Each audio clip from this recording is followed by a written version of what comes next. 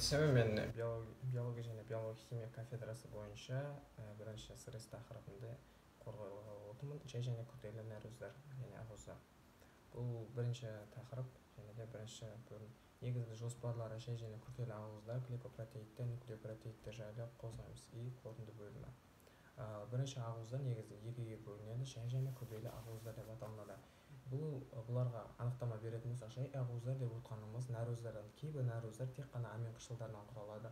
Бұл амин қышқылдарды полипептидті тізбектер болып тұрып, жай нәрөздар болып табылады. Бұл жай нәрөздарға хроматин құрамындағы гистондар жатады. Гистондарда оң зарядталған лизин және де аргинин сияқты бөліктер осы жай нәрөздарға кіреді. Ал күрделі нәрөз деп отқанымыз тек қана бұл жерде нәрөздермен қатар полипептидті тізбек құра отырып, нәрөздардың орнына ковалентті байланысы бар немесе нәрөзсіз бөліктер болып табылатын бөліктер осы күрделі нәрөздарға кіреді. Жай нәрөздар деп отқанымыз бұларға гистондар, проламиндер, глютаминдер, альбуминдер, глобулиндер осының барлығы сол санатқа жатса, ал екінші бөлігі күрделі нәрөздар бұларға хромопротеидтер, бұлардың гемопротеидтер, яғни басындағы фосфор қышқыл қалдықтар болса, фосфоропротеидтер солай байланысып кете береді. Немен байланысқана байланысты екі тізбекті, яғни протеид, яғни ағуз деген сөзбен тіркесіп айтылып кете береді.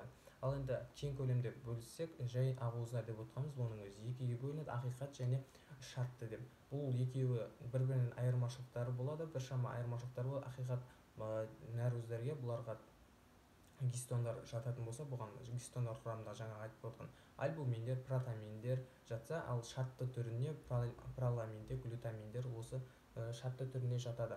Ал бұлардың құрамында кішкене аз мөлшерде компоненттер, яғни ағуздар жатпайтын компоненттер болады. Бұлар моносахаридтер, дисахаридтер, олигосахаридтер болуы мүмкін, немесе металл қалдықтары да. Ал енді гистондар деп отқанымыз бұл негізінен құрамында аргинин және де лизин болады, 20-30%. Бұлардың 5 түрі болады: H1, 2AB, 2A, 2HA2B, тағы H3, H4 болып бөлінеді. Бұның тынықын теріс зарядталған бөлігі.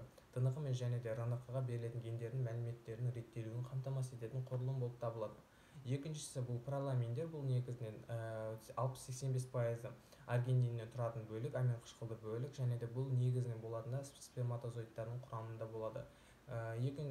Кейінгісі проламиндер. Бұларда әртүрлі өсімдіктер құрамында болады. Бұлардың да 60-80% этанолда судың ерітіндісінде еритін құрылым. Бұлар сұлыда әртүрлі, арпада, гордейн, жүгеріде, зейін сияқты түрлері белгілі. Кейінгісі глютелиндер деп аталынады. Бұларды құрамында, өсімдіктердің құрамында көбірек кездесетін ағуздар түрі. Бұлардың негізгі көп бөліктері сілтіде жақсы ериді.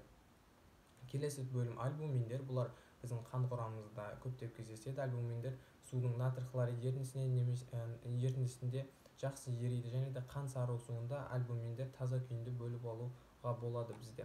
Ал кейінгісі глобулиндер. Бұларда негізгі қызметі протаминді тромбинге айналдыру қызметтерін қамтамасыз етеді, және де қанның ұюының бірден бір себепкері осы бөлік. Және де қанның құрамына тоқталатын болсақ, тромбоциттер негізінен 0,1, 0,17% лейкоциттер, эритроциттер болса, бұлардың құрамында ең көп бөлікті плазма алып жатады. Бұл қанның 55% бөлігін алып жатады.